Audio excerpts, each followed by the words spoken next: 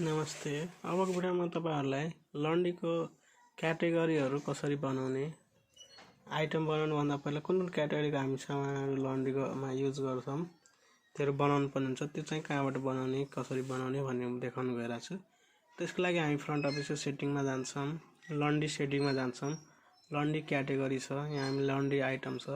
अर्को नयाँ कुनै बनाउनु पर्यो भने जस्तै अब बेडशीटहरुको कुनैको टाइपको जस्तै रूम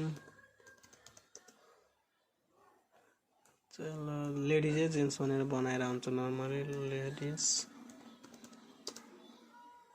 आइटम किड आइटम त्यसरी चाहिँ बनाउँछन्। यसलाई इन्क्रिमेन्ट रेटहरु कति पर्सेन्टलाई लाग्ने नलाग्ने भने नलाग्ने गरेर यसरी चाहिँ तपाईले